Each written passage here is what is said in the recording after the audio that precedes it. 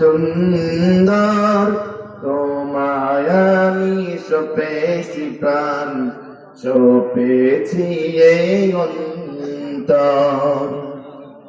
আল্লাহ তুমি অপর, না জানি কত সুন্দর তোমায় আমি সপেছি প্রাণ, সপেছি এই অন্তর। আল্লাহ তুমি অপর। আটটা পদার্থ দিয়ে আল্লাহ আমাদের সৃষ্টি করেছেন। এক নাম্বার, আমাদের শরীরে মাটি আছে। 2 নাম্বার পানি আছে। 3 নাম্বার বাতাস আছে। 4 নাম্বারে আমাদের শরীরের মধ্যে আগুন আছে। সুবহানাল্লাহ বলবেন না? এই 4টা হলো আল্লাহ দুনিয়া থেকে নিয়েছেন। আর 4টা পদার্থ আল্লাহ দুনিয়া থেকে নেন নাই, গাছপালা থেকে নেন নাই, জমিন থেকে নেন নাই, আল্লাহ সরাসরি দান করেছেন। আর 4টা হলো নফসে আম্মারা, নফসে মুতমাইন্না, নফসে লাওয়ামা আর রূহ, আত্মা। এই 4টা আল্লাহ দিয়েছেন। আর বাকি 4টা দুনিয়া থেকে দিয়েছেন। এই 4 4 8 8টা পদার্থ মিলে আল্লাহ আমাদের সৃষ্টি করেছেন। কেন তাফসীর মাহফিলে ঘুম ধরে? কেন জুমার দিনে ঘুম ধরে? এর ব্যাখ্যা কি শুনতে চান? শুনতে চান? ভাই বাইরে থেকে কি হ্যাঁ বলো ভাই, আপনারও দরকার মাহফিলে আসেন। আমি আলহামদুলিল্লাহ অনেক খুশি যে আমার ভাইয়েরা আশপাশে থেকে তারাও শুনতেছেন। কিন্তু ভালো হয় মাহফিলে এসে শুনলে আরো বেশি ভালো লাগবে, ঠিক কিনা? ঘুম কেন ধরে? যেহেতু আমাদের শরীরে মাটি আছে, আগুন আছে, পানি আছে আর বাতাস আছে। মাটির খাবার মাটি থেকে পাওয়া যায়, বাতাসের খাবার বাতাস থেকে পাওয়া যায়, পানির খাবার পানি থেকে পাওয়া যায়, আগুনের খাবার আগুন থেকে পাওয়া যায়। এগুলো দুনিয়া থেকে আমরা পাই। তার কারণ শাক সবজি, গোস্ত, মাছ, ডিম, আলু, পটল, বেগুন, মরিচ, পেঁয়াজ সবগুলো মাটি থেকে তৈরি হয়, কি হয় না? এগুলো মাটির খাবার, এগুলো আমরা মাটি থেকে পাই। একটা প্রশ্ন করতে পারেন, হুজুর শরীরের মধ্যে মাটি আছে বুঝলাম, পানি আছে বুঝলাম, পানি কোথায় আছে? ব্রেনের চতুর্দিকে আল্লাহ রাব্বুল আলামিন 250 থেকে 300 গ্রাম পানি রেখেছেন। এর কারণ হলো যারা ফুটবল খেলে, নেইমার আর মেসি যখন মাথা দিয়ে হেড করে, যদি পানিটুকু না থাকতো ওই হেডটা সাথে সাথে ব্রেনে আঘাত করতো, লোকটা মারা যেত। আল্লাহ রাব্বুল আলামিন মাথার চতুর্দিকে, ব্রেনের চতুর্দিকে 250 থেকে 300 গ্রাম পানির স্তর রেখেছেন, যেন বান্দা ছোটখাটো আঘাত পেলেও ব্রেনের মধ্যে কোন আঘাত না পেয়ে যায়। আবার আমার মায়ের যে জায়গার মধ্যে ছোট বাচ্চা থাকে, এর চতুর্দিকে আল্লাহ প্রায় 700 গ্রাম পানি রেখেছেন, যেন বাচ্চা তার পা দিয়ে লাথি মারলেও বা নাড়াচাড়া করলেও বাচ্চার কোনো ক্ষতি। বলবেন হুজুর আগুন আছে কোথায়? শরীরের মধ্যে। শরীরের মধ্যে আগুন আছে। কেমনে আগুন আছে খেয়াল করেন।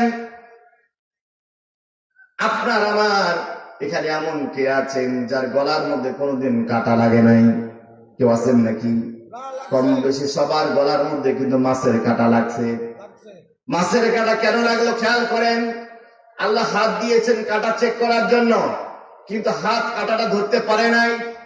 আল্লাহ এবার সেকেন্ড পাহারাদার গার্ড নাককে রেখে দিয়েছেন, নাকও বুঝতে পারে নাই। আল্লাহ এবার থার্ড চোখ, 3 নাম্বার চোখ রেখে দিয়েছিলেন কাটা বাঁচার জন্য। অন্ধ মানুষ চোখ নাই, কাটা টের পায় নাই।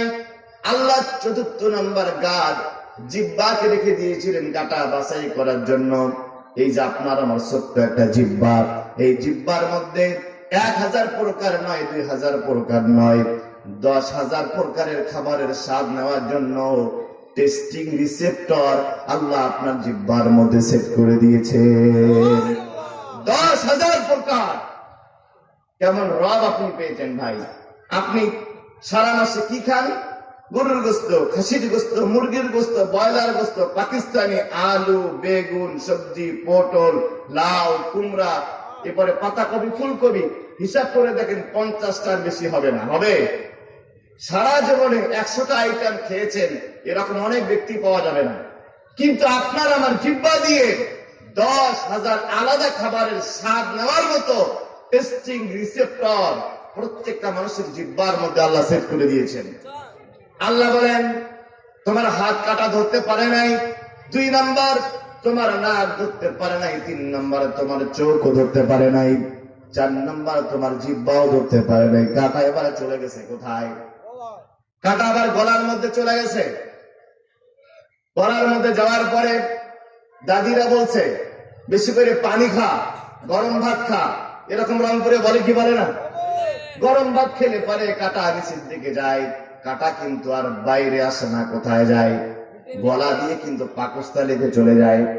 আমি আপনাদের প্রশ্ন করতে চাই, মুখের মধ্যে ফাঁকা জায়গা বেশি না গলা থেকে যখন কাঁটা নিচের দিকে যায় ছোট ছোট রগগুলো ছোট বেশি? এই রগগুলো ছোট বেশি। মুখের মধ্যে এত ফাঁকা জায়গা, তারপরও কাঁটা এখানে বাজে, কিন্তু গলা থেকে যেই রাস্তা দিয়ে কাঁটাটা পাকস্থলীতে যায় এই নাড়গুলো আরো বেশি চিকন, এই জায়গায় তো কোনোদিন কাঁটা আটকায় না। এর কারণ কি? সূরা তারিকের মধ্যে আল্লাহ বলছেন, ইন কুল্লু নাফসিন লাম্মা আলাইহা হাফিজ। বলেন আল্লাহু আকবার। আল্লাহ বলেন, বান্দা তোমার হাত ধরতে পারে নাই, তোমার নাক ধরতে পারে নাই, তোমার জিহ্বা ধরতে পারে নাই, তোমার চোখ ধরতে পারে নাই, কাঁটা তোমার গলার মধ্যে চলে গেছে। তুমি যখন গরম ভাত খেয়েছ, পানি পান করেছো, হোমিও ওষুধ খেয়েছো, তোমার কাঁটাটা এখন আমার একজন ফেরেশতা হাতের মুঠোয় দিয়া তোমার পেটের মধ্যে পৌঁছিয়ে দিয়েছে। প্রত্যেকটা মানুষ যখন খাবার চিবায়, চিবানোর পর এই খাবারটা একজন ফেরেশতা হাতের মুঠোর মধ্যে নিয়ে আপনার পাকস্থলীতে পৌঁছায় দেয়। সুবহানাল্লাহ বলবেন না? আমি যে কথা বলছিলাম, আগুন কোথায় আছে? এখন তো ফ্রিজ। আপনি দর্শনা মোড় থেকে, টার্মিনাল থেকে পদ্মার ইলিশ নিয়ে এসেছেন, স্ত্রীকে বলছেন 7 দিন পরে বিয়ে হিসাব আসবে, বাড়িতে ফ্রিজ নাই, ইলিশ মাছটা জাল দিয়ে দিয়ে সুন্দর করে রেখে দাও। আগে এরকম রাখা হতো কি হতো না? এখন তো ফ্রিজ। আগে আমার মুরব্বী চাচারা এরকম মাছ আমার মায়েরা 5 দিন 7 দিন জাল দিয়ে দিয়ে রাখতো। এই যে মাছটাকে জাল দেওয়া হচ্ছে, 5 দিন 7 দিন পর্যন্ত মাছ গরম করা হয়, জাল দিয়ে রাখা হয়। মাছের চামড়া পোড়া যায়, মাছের গোশত পোড়া যায়, কিন্তু মাছের কিন্তু কাটা পোড়া যায় না। এই দুনিয়ার আগুন 2 দিন 5 দিন 7 দিন জাল দেওয়ার পরেও মাছের কাটা পোড়াতে পারে না। এবার আপনি সেই মাছ খেলেন, মাছ খাওয়ার পরে গলা থেকে কাটা যখন পেটের মধ্যে চলে গেল, 72 ঘন্টার মধ্যে 24 ঘন্টার মধ্যে ওই কাটাটাকে গলায়া হজম করে টয়লেট বানায়া নরম করে আল্লাহ মলদার দিয়ে বের করে দেন। বলেন সুবহানাল্লাহ। তার মানে হলো দুনিয়ার আগুন যেই কাটা পোড়াতে পারলো না, সেই কাটা পেটের মধ্যে যাওয়ার পরে 24 ঘন্টার মধ্যে হজম হয়ে যায় কি যায় না? তার মানে নিশ্চয় আমাদের পেটের মধ্যে আগুন আছে। সায়েন্সের ভাষায়, বিজ্ঞানের ভাষায় অগ্ন্যাশয় নামে একটা জায়গা আছে, একটা অঙ্গ আছে, যেটাকে বলা হয় অগ্ন্যাশয়, আগুনের পুত্তলি। আগুন যার শরীরে যত বেশি, তার হজম শক্তি তত বেশি। সুবহানাল্লাহ বলবেন না? আমার ভাইরা, আমি বলছিলাম রহমত লাভ করা যায় যেহেতু মাটির খাবার মাটি থেকে পাওয়া যায়, বাতাসের খাবার বাতাস থেকে পাওয়া যায়, আগুনের খাবার আগুন থেকে পাওয়া যায়, সব খাবারগুলো দুনিয়া থেকে পাওয়া যায়। রুহের খাবার, আত্মার খাবার জমিতে তৈরি হয় না, পটলের মধ্যে পাওয়া যায় না, বেগুনের মধ্যে পাওয়া যায় না, গরুর গোশতের মধ্যে পাওয়া যায় না। রুহের খাবার আসে কোরআন থেকে। যখন কোরআন তেলাওয়াত করা হয়, রুহ তখন খাবার খায়, রুহ তখন শান্ত হয়ে যায়, শীতল হয়ে যায়, রুহের ক্লান্তি চলে আসে। আর ক্লান্ত হওয়ার কারণে মানুষের মধ্যে ঘুম ঘুম ভাব চলে আসে। চিৎকার করে বলেন না সুবহানাল্লাহ। তাফসীর যখন শোনা হয়, তাফসীর মাহফিল যখন শোনা হয়, জুমার খুতবা যখন শোনা হয়, রুহের পেট ভরে যায়, রুহ পরিতৃপ্ত হতে থাকে, স্যাটিসফাইড হতে থাকে, যার ফলে আত্মা তৃপ্ত হয়ে ঘুম ঘুম ভাব চলে আসে। সুবহানাল্লাহ বলবেন না? আমার ভাইরা, 3 নম্বরে 4 নম্বরে যারা কোরআন তেলাওয়াত করে, কোরআন তেলাওয়াত করার কারণে কোরআনের ফজিলত হলো, কোরআন তেলাওয়াত করলে পারে যারা তেলাওয়াত করে এবং যারা শোনে, কোরআন তেলাওয়াত শুনলে তাদের চোখ থেকে মনের অজান্তে পানি বের হয়ে আসে। সূরা মাইদার 83 নম্বর আয়াতে আল্লাহ বলছেন, وَإِذَا سَمِعُوا مَا أُنزِلَ إِلَى الرَّسُولِ تَرَى أَعْيُنَهُمْ تَفِيضُ مِنَ الدَّمْعِ مِمَّا عَرَفُوا مِنَ الْحَقِّ يَقُولُونَ رَبَّنَا آمَنَّا فَاكْتُبْنَا مَعَ الشَّاهِدِينَ।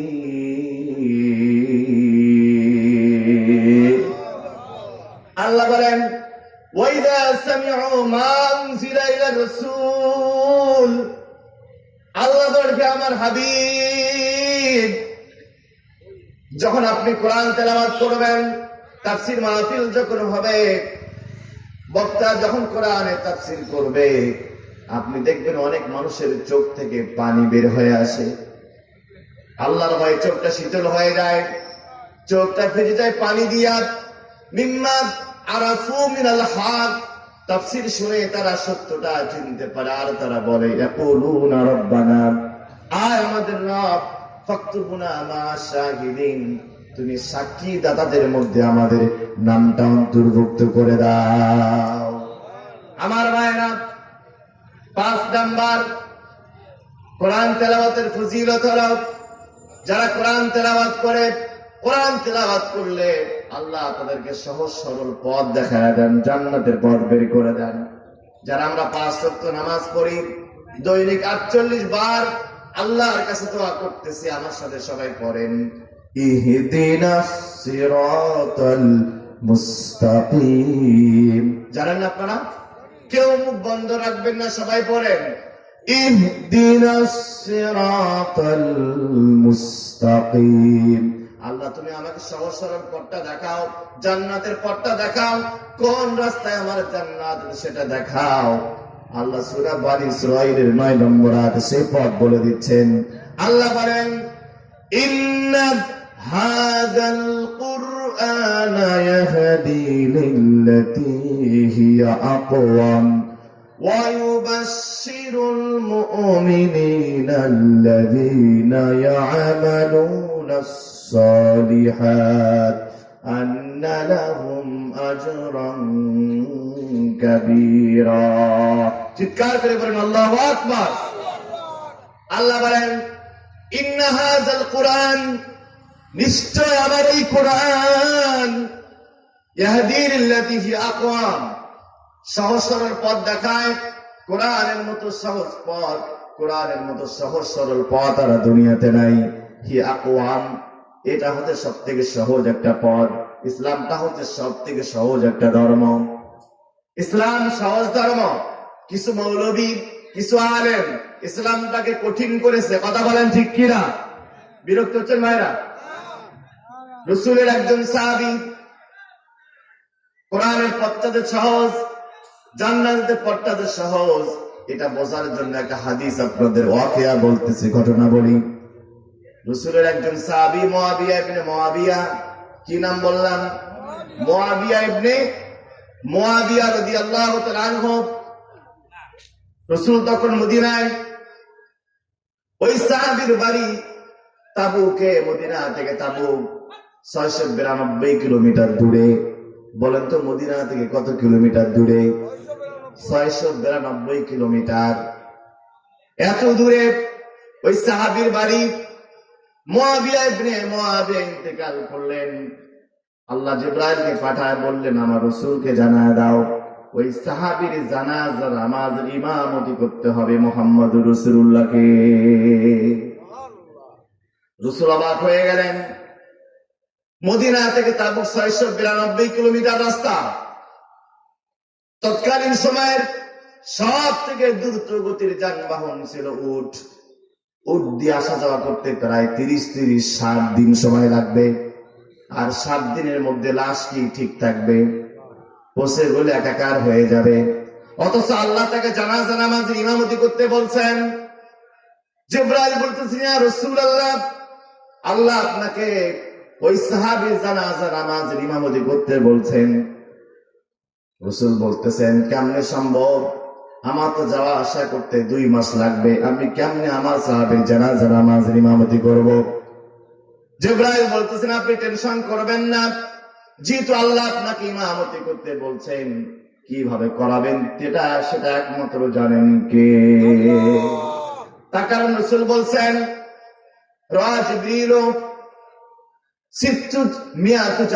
রাসূল বলছেন জিবরাইলকে আল্লাহ রাব্বুল আলামিন একটা নয়, দুইটা নয়, 600 নূরের পাখা আল্লাহ দান করেছেন। 600 নূরের পাখা, জিবরাইলের মতো গতি, জিবরাইলের পাখার মতো গতি পৃথিবীর যত বড় রকেট আসুক না কেন, এয়ার অ্যাম্বুলেন্স আসুক না কেন, রাসূলের জিবরাইলের যানবাহনের মতো গতি পৃথিবীর কোন যানবাহনের কোনদিন হয়নি এবং হবেও না। জিবরাইল আলাইহিস সালাম পৃথিবীতে 3 বার সব থেকে দ্রুত গতিতে নেমে এসেছিলেন, যা কোনদিন তিনি আর আসেন নাই, 4বার আসেন নাই। 1 নাম্বার হলো ইব্রাহিম আলাইহিস সালাম তার ছোট্ট বাচ্চা কলিজার টুকরা ইসমাইলকে নিয়ে গেছেন মিনা বাজারে কোরবানি করার জন্য। কোন হাজী সাহেব এখানে আছেন নাকি? তারা মিনা বাজারে কোরবানি করে ইব্রাহিম আলাইহিস সালামের স্মৃতি ধরে রাখার জন্য। ইব্রাহিম আলাইহিস সালাম ইসমাইলকে নিয়ে গেছেন, শোয়াইছেন, চোখ বেঁধে ফেলেছেন, তিনি এখন ছুরি চালাবেন। এবার বলেন তো ছুরি চালাতে কয় ঘন্টা সময় লাগবে? আমার যুবক ভাইরা কথা বলে না, কয়েক সেকেন্ড, 1-2 সেকেন্ডের মধ্যে গলা কেটে যাবে। আল্লাহ বলতেছেন জিবরাইল তুমি কোথায় আছো? জিবরাইল বলে আমার রব, আমার রব, আমি তো সিদরাতুল মুনতাহায় আছি। আল্লাহ বলেন এই মুহূর্তে তোমাকে মক্কায় যেতে হবে, মিনা বাজারে যেতে হবে। ইব্রাহিমের ছুরি ইসমাইলের গলায় যাওয়ার আগে জান্নাতের দুম্বা সেখানে জবাই করতে হবে। জিবরাইল বলেন আমি সিদরাতুল মুনতাহা থেকে রওনা করলাম। এই যে আমরা আসমানটা ফাঁকা জায়গায় দেখি, এইটা হলো 500 কোটি বছরের রাস্তা। সুবহানাল্লাহ বলবেন না? আপনার মাথা দিয়ে কল্পনা আসবে না এইগুলো 500 কোটি বছর। এইটা আবার হানিফ গাড়ির গতি নয়, এনার গতি নয়, নাবিল পরিবহনের গতি নয়, বিদ্যুৎ যে গতিতে চলে, বিদ্যুৎ 1 সেকেন্ডে চলে 3,86,000 মাইল।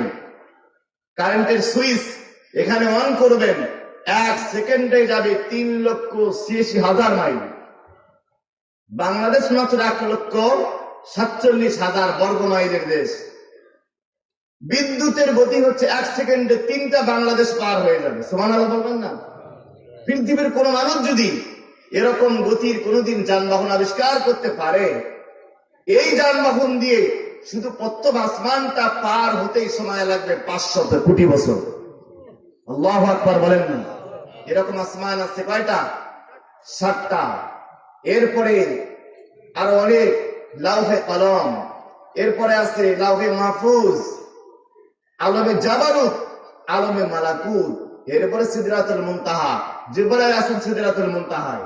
আল্লাহ বলতেছেন ছুরি চালাবার আগেই মিনা বাজারে যাওয়া লাগবে। আমার ভাইয়েরা, জিবরাইলকে আল্লাহ কত বড় শক্তি দান করেছেন। জিবরাইল আলাইহিস সালাম তিনি রওনা করলেন, দুম্বা নিয়ে আসলেন। কোন দুম্বা? এটা অসাধারণ দুম্বা, দুনিয়ার কোন সাধারণ দুম্বা নয়, জান্নাতের কোন সাধারণ দুম্বা নয়।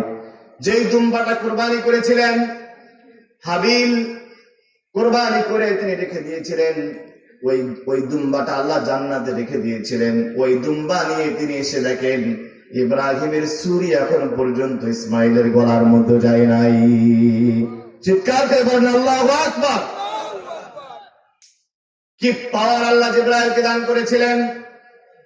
দ্বিতীয়বার তিনি এসেছিলেন ইউসুফ আলাইহিস সালামকে, যখন তার 10 ভাই, ইয়াকুব আলাইহিস সালামকে আল্লাহ 12 জন সন্তান দান করেছিলেন। 2 জন ভালো, বিনয়ামিন এবং ইউসুফ ছিলেন 2 জন ভালো, আর বাকি 10 জন ছিল কুলাঙ্গার সন্তান। 10 ভাই মিলে ইউসুফকে কুয়ার মধ্যে ফেলে দিচ্ছে। কুয়ার মধ্যে যখন একটা কাগজ আপনি ফেলে দেবেন, এই কাগজটা পড়তে কতক্ষণ সময় লাগবে? কাগজ পড়তে, এই যে আমি কাগজটা ফেলে দিলাম, কতক্ষণ সময় লাগলো? এটার ওজন কিন্তু মাত্র কয়েক গ্রাম। কিন্তু 17 বছরের ইউসুফ, ধরেন তার ওজন যদি 50 কেজিও হয়, কুয়ার মধ্যে ফেলে দিলে কুয়ার নিচে যেতে কতক্ষণ সময় লাগতে পারে? 1-2 সেকেন্ডের মধ্যে কুয়ার নিচে চলে যাবে। আল্লাহ এবার জিবরাইলকে বলতেছেন, জিবরাইল তুমি কোথায়? জিবরাইল বলে আমি সিদরাতুল মুনতাহায়। আল্লাহ বলেন একটু দেরি করবা না, আমি ইউসুফকে নবী বানাবো। ইউসুফ আলাইহিস সালাম একদিন নবী হবেন, তুমি দ্রুত যাও, ওই কুয়ার মধ্যে পড়ার আগে ইউসুফ আলাইহিস সালামকে উদ্ধার করতে হবে। জিবরাইল আসলেন, সিদরাতুল মুনতাহা থেকে আসলেন। তিনি আসার পরে দেখেন ইউসুফ আলাইহিস সালাম এখন পর্যন্ত তিনি কুয়ার নিচ পর্যন্ত যায় নাই। জিবরাইল আলাইহিস সালাম ইউসুফ আলাইহিস সালামকে উলঙ্গ করে কুয়ার মধ্যে ফেলে দেওয়া হয়েছিল। জিবরাইল জান্নাতের পোশাক পরালেন, কুয়া থেকে তিনি দাঁড় হয়ে থাকলেন। ওই পাশ দিয়ে বণিক যাচ্ছিল, ব্যবসায়ীরা যাচ্ছিল, যাকে বিক্রি করে দিল মিশরে গিয়া, মিশরের বাজারে বিক্রি হলেন। ইউসুফ আলাইহিস সালামকে চয়েস করলো মিশরের তৎকালীন প্রেসিডেন্ট আজিজ মিশর, তার বাড়িতে নিয়ে যাওয়া হলো। বাড়িতে নিয়ে যাওয়ার পর জুলাইখা তাকে পছন্দ করলো, খারাপ কাজের জন্য ডাকলো। ইউসুফ আলাইহিস সালাম আল্লাহর কাছে বললেন, ওয়াগাল্লাকাতিল আবওয়াব ওয়াকালাত হাইতা লাক ক্বালা মাআযাল্লাহ।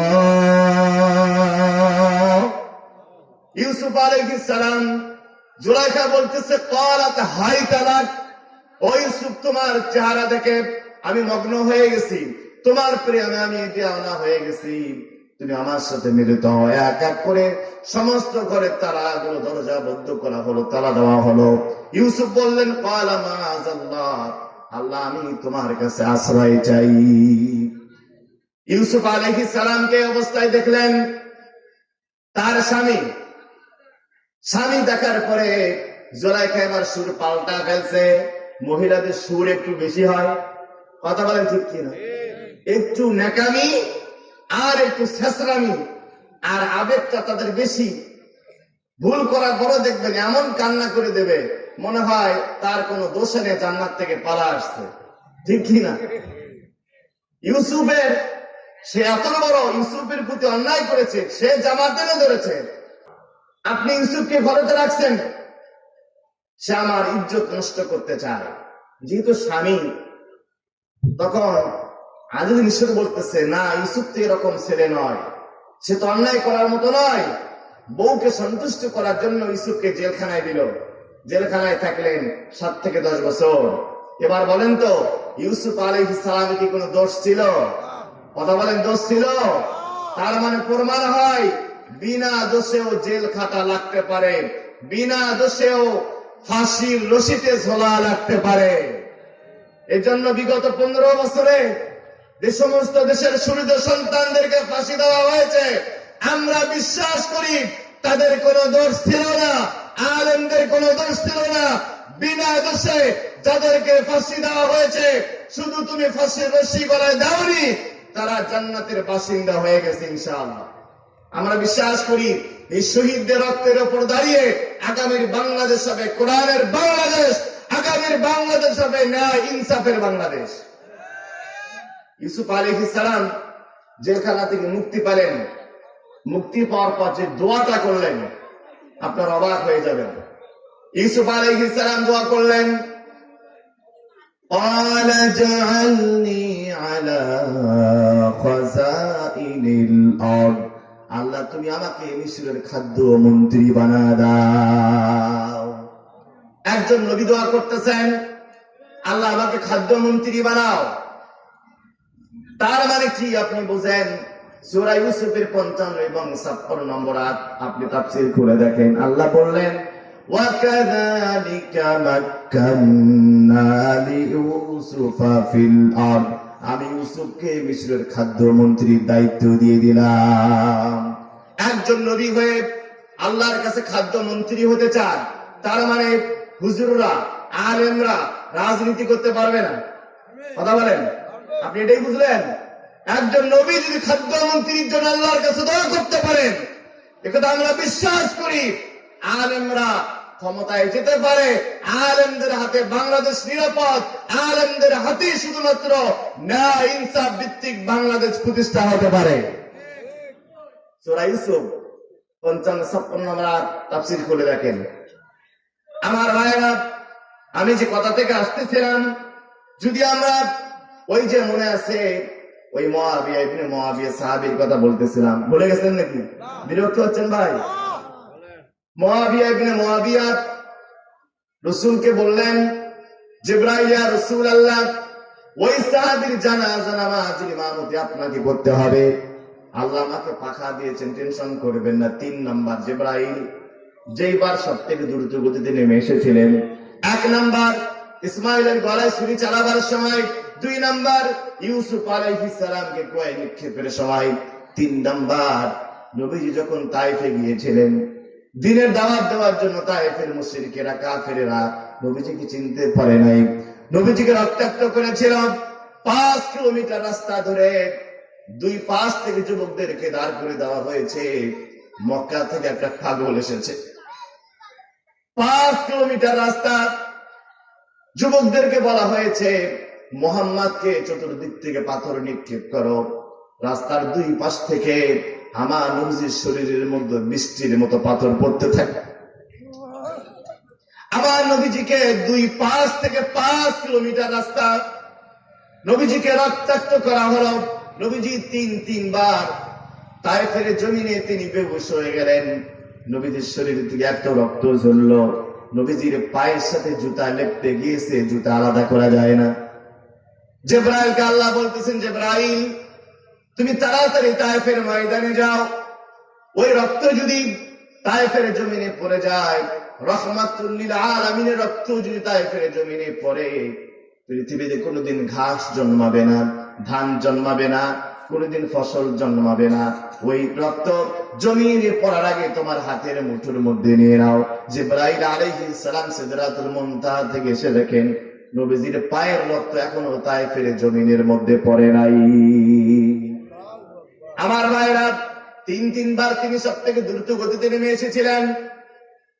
ওই জিবরাইল বলতেছেন, টেনশন করবেন না, ওই সাহাবীর জানাজার নামাজ ইমামতি আপনি করবেন, ওই লাশ আপনার সামনে আনার দায়িত্ব আমার।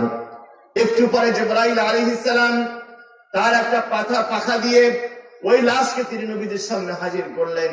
নবীজি এবার জানাজা নামাজের ইমামতি করবেন, হাত উঠাইছেন। এমন সময় তিনি আকাশের দিক থেকে খেয়াল করলেন, হঠাৎ করে যে আকাশের মধ্যে কোনো মেঘ ছিল না, কোনো অন্ধকার ছিল না, চতুর্দিক থেকে পুরো আকাশটা যেন অন্ধকারে ছেয়ে গেল। চতুর্দিক থেকে কালো অন্ধকার, কালো মেঘ নেমে আসলো। নবীজি বলতেছেন, জিবরাইল আকাশের মধ্যে সূর্যের মধ্যে সূর্য গ্রহণ লাগলো নাকি? হঠাৎ করে এত মেঘ কেন চলে আসলো, এত মেঘ কেন জমা হলো? মনে হয় সূর্য গ্রহণ লেগে গেছে, মনে হয় বৃষ্টি আসবে।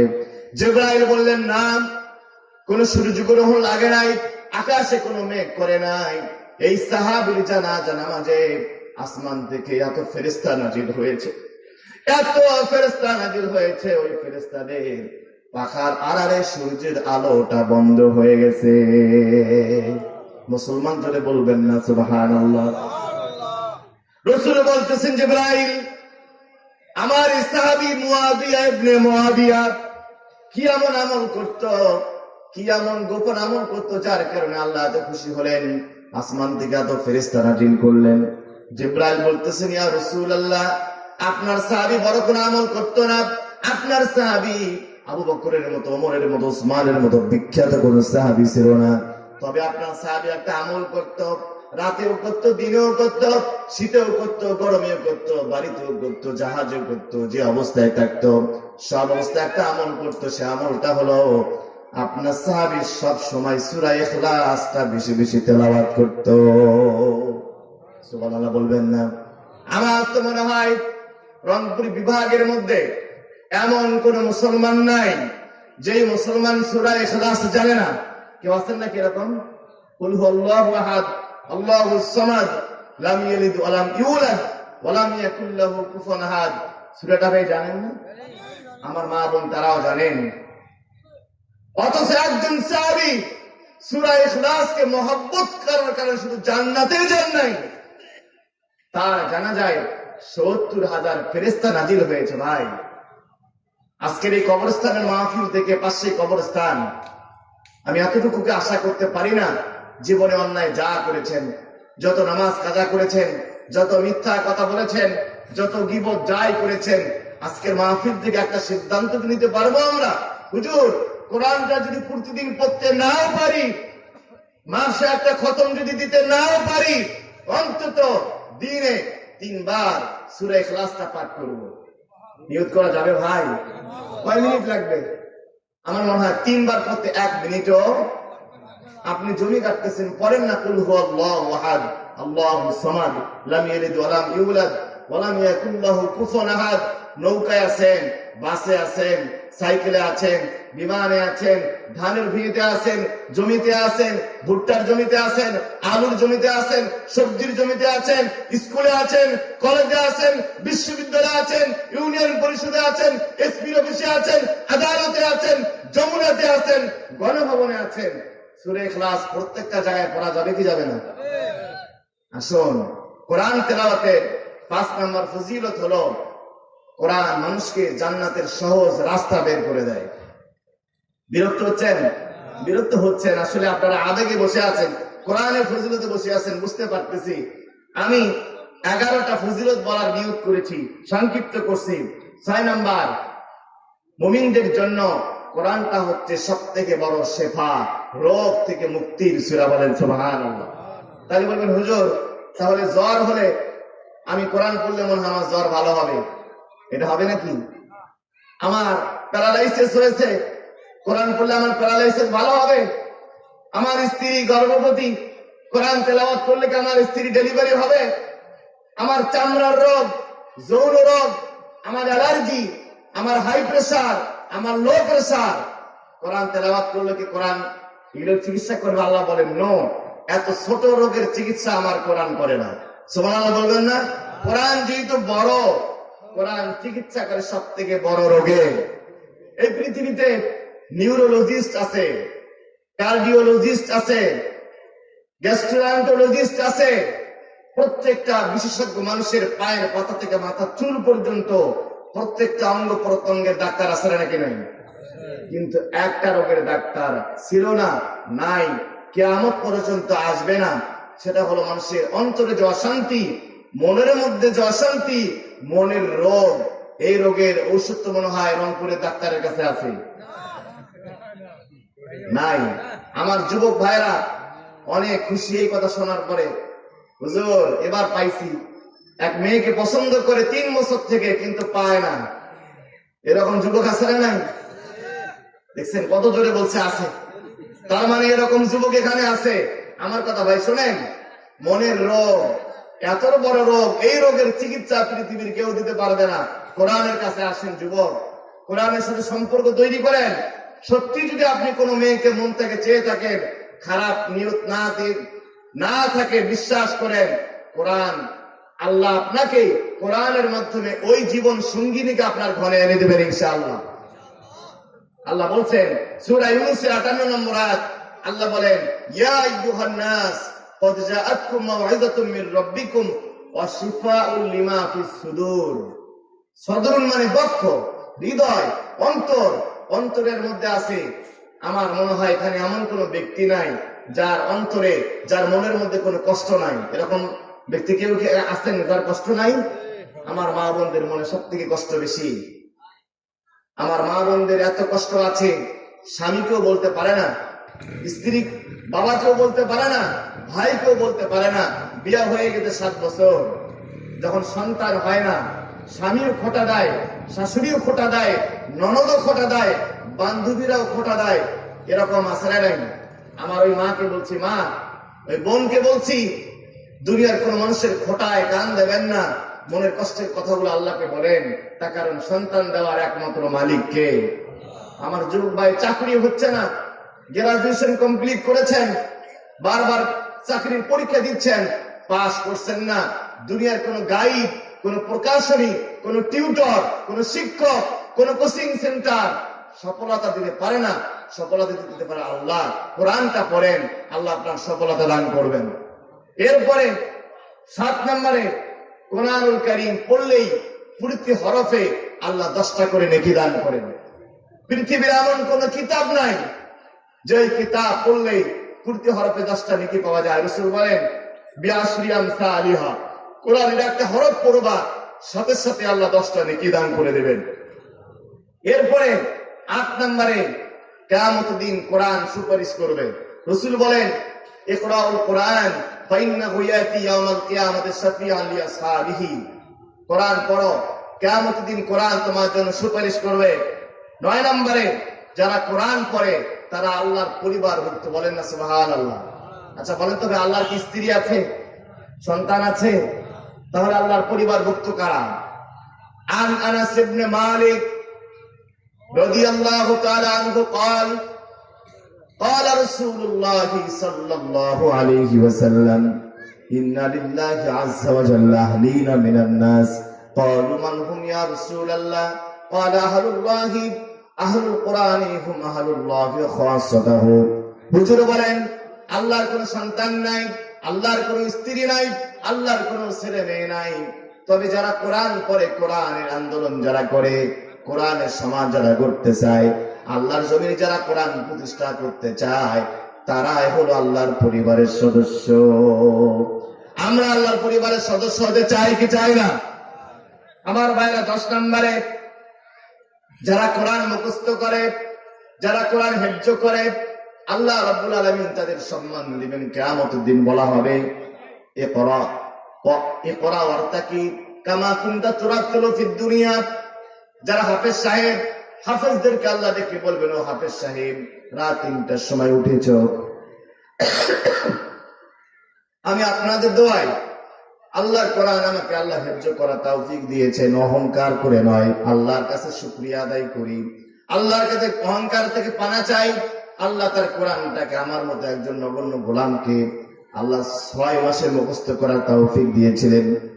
আলহামদুলিল্লাহ বলেন না? এটা আমার অহংকার নয়, এটা আল্লাহর কোরআনের মুজিজা।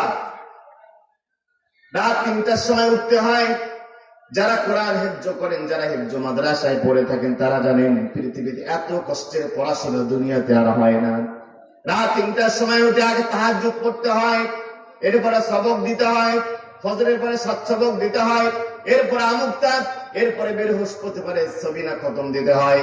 এরকম করে 2-3টা বছর লাগাতার পরিশ্রম করতে হয়। আল্লাহ বলেন লাগাতার পরিশ্রম করেছ, কোরআন পড়েছ, দুনিয়াতে যেমনি তুমি তেলাওয়াত করতে আজকে তেলাওয়াত করো। ইকরা ওয়ারতাকি কামা কুনতা তুরাতিলু ফিদ দুনিয়া।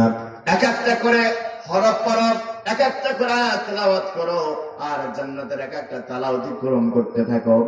একজন হাফেজ সাহেব একটা আয়াত তেলাওয়াত করবেন, একটা তালা উঠবেন, দ্বিতীয়টা পড়বেন, দ্বিতীয় তালা উঠবেন, 100টা পড়বেন, 100 তালা, এইভাবে করে শুধু 100 তালা নয়, 1000 তালা নয়।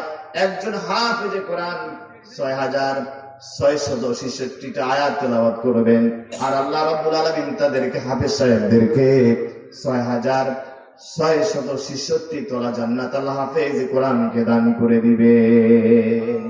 6666 তলা আল্লাহ জান্নাত দিবেন। রাসূল বলেন সেই জান্নাতটা কত বড় হবে? ইন্না ফিল জান্নাতি মিয়াতু দারাজাত। হুজুর বলেন ও আমার উম্মতেরা, হাফেজ সাহেবকে আল্লাহ যে জান্নাতটা দিবেন, ওই জান্নাতের মধ্যে 100 তলা থাকবে। ওই জান্নাতটা হবে 100 তলা বিল্ডিং এর মতো। বলতে পারেন হুজুর দুবাই বুর্জ আল খলিফা 100 তলার উপরে বিল্ডিং আছে, আমেরিকার টুইন টাওয়ার ছিল 100 তলার উপরে। তার মানে জান্নাতটা মনে হয় এরকম কোন বিল্ডিং হবে নাকি? এরকম নয়।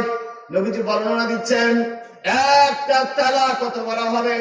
আমাদের একতলা হয় 15 ফিট, 20 ফিট, 25 ফিট, কিন্তু জান্নাতের একটা তালা কত বড় হবে? হুজুর বলেন কামা বাইনাস সামাওয়াতি ওয়াল আরদ। আসমান জমিনটা যত বড়, জান্নাতের এক একটা তালা হবে তার থেকে অনেক গুণে বড়।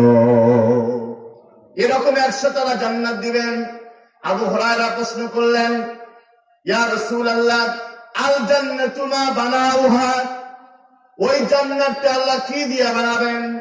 রাসূল বললেন লাবিনাতুম মিন যাহাবিন ওয়া লাবিনাতুম মিন ফিদ্দাতিন, ওই জান্নাতের একটা ইট হবে স্বর্ণের তৈরি, আর একটা ইট হবে রৌপ্যের তৈরি।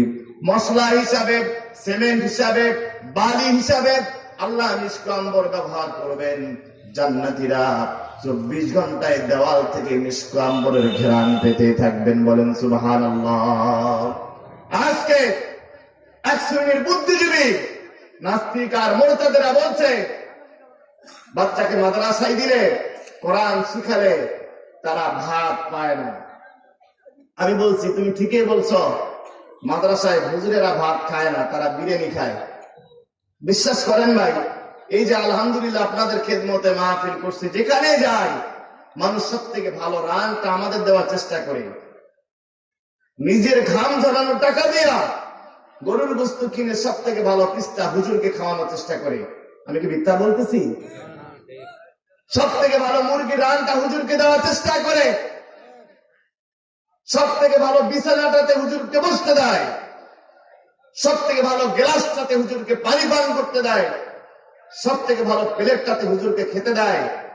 আজকে নাস্তিক আর মুরতাদেরা মিথ্যা প্রোপাগান্ডা ছড়িয়ে, মিথ্যা প্রোপাগান্ডার মাধ্যমে আমাদের দেশের কোমলমতি বাচ্চাদেরকে কোরআন শিক্ষা থেকে আলাদা করতে চায়। এই নাস্তিকদের ফাঁদে পা দেওয়া যাবে না। আমি আমার মা বোনদেরকে বলছি, যদি শেষ বয়সে মনে করেন আমার অসুখ হলে চিকিৎসা করবে, যদি মনে করেন শেষ বয়সটা ভালো থাকবেন, বিশ্বাস করেন বাচ্চাটাকে কোরআন পড়ান। আমি ব্যক্তিগত জীবনে যেখানে মাহফিলে যাই আমার বাবাকে সাথে করে নিয়ে যাই।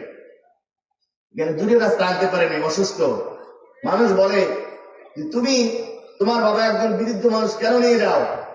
আমার অনেক বন্ধু বান্ধব আছে, না আমি আমার বাবাকে নিয়ে যাই, আমার ভালো লাগে। আমার ভাই, প্রকৃত অর্থে শেষ বয়সে যদি একটু ভালো থাকতে চান, শেষ বয়সটা যদি শান্তিতে থাকতে চান, বিশ্বাস করেন ভাই বাচ্চাটাকে কোরআন পড়ান, হাদিস পড়ান। অন্তত মারা গেলে সামনে দাঁড়ায় জানাজা নামাজে ইমামতিতে ছেলেটা করতে পারবে, ঠিক কিনা? সর্বশেষ 11 নম্বর কোরআন তেলাওয়াতের ফজিলত হলো, যদি আমরা কোরআন পড়ি, কোরআনের আন্দোলন করি, ইসলামী আইন চালু করি, এদেশে ঘুষ বন্ধ হবে, দুর্নীতি বন্ধ হবে, চাঁদাবাজি বন্ধ হবে, টেন্ডারবাজি বন্ধ হবে, যৌতুক বন্ধ হবে, শান্তি, সমৃদ্ধি, কল্যাণকর, ন্যায় ইনসাফের একটি বাংলাদেশ গড়ে উঠবে। আগামী 26 সালের বাংলাদেশে যদি সত্যিকার অর্থে কল্যাণ, ন্যায় ইনসাফ, সুখী সমৃদ্ধ বাংলাদেশ গড়তে চাই, কোরআনের দরকার আছে নাকি নাই? আমরা কারা কারা কোরআনের সাথে থাকবো? দুই হাত তুলে আল্লাহকে দেখান তো দেখি। নারায়ে তাকবীর। আল কোরআনের আলো, আল হাদিসের আলো, আজকের মাহফিল। ভাইরা আমার, হাত নামান। আপনাদের অনেক কষ্ট দিলাম, তাই না? অনেক কষ্ট হয়েছে আমার ভাই। জি জি, খুব কষ্ট পেলেন ভাই। মাহফিলটা কবরস্থানের উদ্যোগে, ঈদগাহ মাঠের উদ্যোগে। কবরস্থান এমন একটা জায়গা, আজকে আমি মারা গেলে 10টার সময় মারা গেলাম, আমার লাশটা কিন্তু বাড়িতে নিয়ে যাওয়া হবে, আপনারা পাঠা দেবেন অ্যাম্বুলেন্সে করে। আসার সময় যখন আমি আসছি, আমার নাম ঘোষণা করা হয়েছে মুফতি শরীফুল ইসলাম আশরাফি, কিন্তু আমার লাশটা যখন অ্যাম্বুলেন্সে করে যাবে তখন কিন্তু কেউ বলবে না মুফতি শরীফুল ইসলাম আশরাফি কোথায়, বলবে লাশটা কোথায়। কথা বলা কেন ভাই? লাশ আরবি শব্দ, দুইটা শব্দের সমন্বয়ে লাশ। লা মানে নাই, সাইউন মানে কিছুই। একটু আগেই এই লোকটা 10 তলা বাড়ির মালিক ছিল, 5 তলার মালিক ছিল, হাই স্কুলের শিক্ষক ছিল, কলেজের শিক্ষক ছিল, বিশ্ববিদ্যালয়ের প্রফেসর ছিল। যখন মারা গেল তার পরিচয় কি হয়ে গেল? লাশ। এই কবরে যখন আমরা যাই দেখবেন প্রত্যেকদিন কবরের উপরে লাইট জ্বালায় রাখেন না আপনারা, যেন কুকুর শিয়াল যেন কবরে যেন মাটি খুঁজতে না পারে। লাইটটা দেখবেন 5 দিন 7 দিন 1 মাস থাকে, তারপরে কিন্তু তার লাইট কি করে নিয়ে যায়? খুলে নিয়ে যায়। প্রথম দিকে কবরস্থানে একটা পাতাও পড়তে দেয় না, কুকুর যেতে দেয় না, বিড়াল যেতে যায় না। যখন 1 মাস হয়ে যায় কবরের মধ্যে পাতা পড়ে, 6 মাস হয়ে যায়, ওই কবরের উপরে কুকুর পেশাব করে।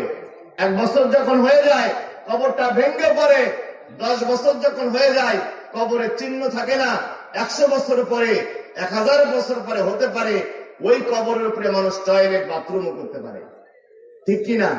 আল্লাহ বলছেন কুল্লু মান আলাইহা ফান। ফান শব্দের ব্যাখ্যা হলো এমন একটা সময় আসবে আমাদের নামটা নেওয়ার মতো কেউ থাকবে না। 1000 বছর পরে আমার নাম শরীফুল নামে কেউ ছিল, এটা কেউ জানবেও না।